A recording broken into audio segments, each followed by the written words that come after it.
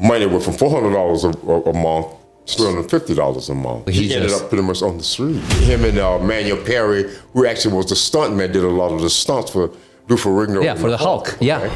There's a list of bodybuilders that got outcasted. What they did, they canceled him out. It took a toll on him because he was definitely supposed to be the next great. When you're doing the right thing against the power, which in this case is Joe and Arnold, things don't end well, especially back in those days.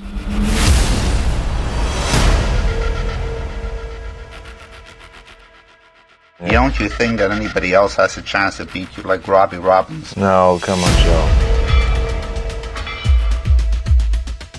You got to be more powerful than anything that can happen. I think that Robby's gonna be the great black hope. If you let anything crack, just you don't.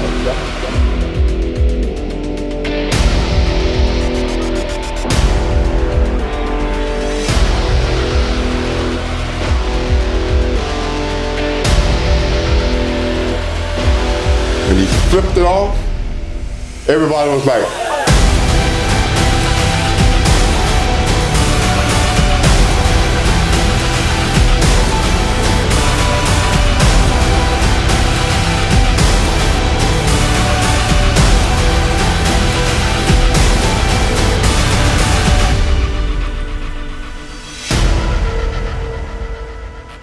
There's a list of bodybuilders that got outcasted in a way. It's almost like it was a cancel culture back in the day. Denny Gable stood up for you that night. Oh yeah, that was a very hurtful thing to see him having to go through that, because his overall money went from $400 a month to $350 a month. He couldn't live off that. His wife was a stewardess, I think, for Eastern Airlines at that point. And I mean, if he couldn't pay his part and she couldn't pay her part, then she left. And him with everything. So then eventually he ended up pretty much on the street. Wow. Yeah, it was a bad thing for him. So that's another one. And then him and Manuel Perry, who actually was the stuntman, did a lot of the stunts for Rigno. Yeah, for the Hulk. Yeah. Right? And in that process of all of that, then he got hooked up in there and started doing a little bit of different things. Yeah. Pretty soon he was completely out of it.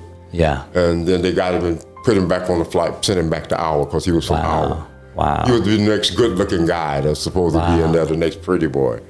The next, I mean, he's like Clark Gable. He's a good-looking guy. I mean... Yep, he had the body, the look. Everything. And what they did, they canceled him out. Wow. After that. Because he stood up for me. Yeah. We both walked out. Yeah. Hey, we both needed to make money. We of were both course. young. Yeah. And in that process, we stood up and we did what we thought was right. Yeah. And Charles Gainey and George Butler came out there and got us and said, "Oh, we'll get there. We'll give you guys some money." Yeah. It's $100 a lot.